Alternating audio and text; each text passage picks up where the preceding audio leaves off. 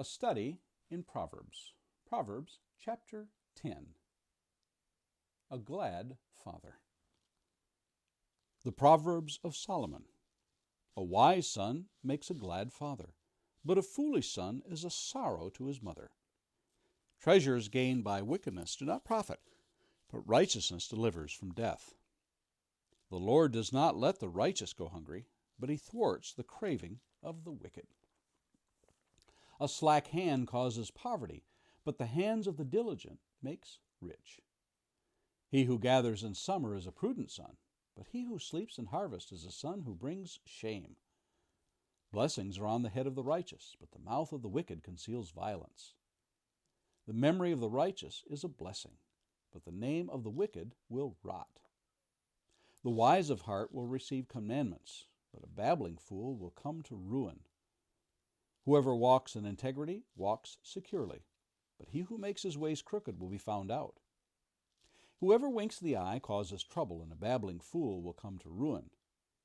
The mouth of the righteous is a fountain of life, but the mouth of the wicked conceals violence. Hatred stirs up strife, but love covers all offenses.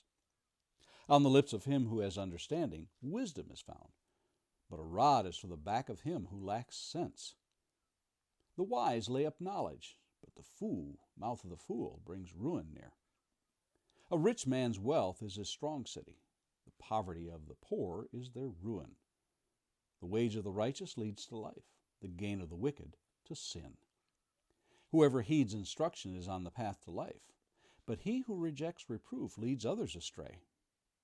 The one who conceals hatred has lying lips, and whoever utters slander is a fool. When words are many, transgression is not lacking, but whoever restrains his lips is prudent. The tongue of the righteous is choice silver. The heart of the wicked is of little worth. The lips of the righteous feed many, but fools die for lack of sense. The blessing of the Lord makes rich, and he adds no sorrow with it. Doing wrong is like a joke to a fool, but wisdom is pleasure to a man of understanding. What the wicked dreads will come upon him, but the desire of the righteous will be granted. When the tempest passes, the wicked is no more, but the righteous is established forever. Like vinegar to the teeth and smoke to the eyes, so is the sluggard to those who send him. The fear of the Lord prolongs life, but the years of the wicked will be short. The hope of the righteous brings joy, but the expectation of the wicked will perish. The way of the Lord is a stronghold to the blameless, but destruction to evildoers. The righteous will never be removed, but the wicked will not dwell in the land. The mouth of the righteous brings forth wisdom, but the perverse tongue will be cut off. The lips of the righteous know what is acceptable, but the mouth of the wicked what is perverse. Our verse for today is verse 1 of Proverbs chapter 10. The Proverbs of Solomon. A wise son makes a glad father, but a foolish son is a sorrow to his mother. As we begin the actual Proverbs section, the preceding 9 chapters being an introduction and invitation to learn what is to follow, let's look at what is the typical makeup of a proverb. Notice that the proverb proper is divided into 2 sections. The first line in this proverb gives us one side, in this case a positive. The second line gives us the opposing view, or the negative, of the subject at hand. Many of the proverbs listed will use this style, the positive, then the negative, such as verse 6 of this chapter. Blessings are on the head of the righteous, but the mouth of the wicked conceals violence. Some proverbs will list the negative character trait followed by the positive. In verse 2 we find, treasures gained by wickedness do not profit, but righteousness delivers from death. Other proverbs will state a positive with the second line reinforcing this virtue. The blessings of the Lord make rich, and he adds no sorrow with it. And some proverbs state a negative and reinforce it with the second line.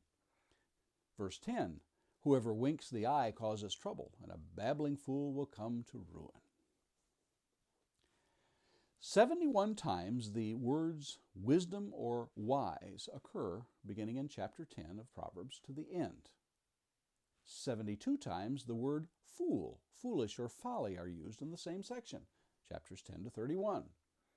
That's a fairly balanced list, comparatively speaking.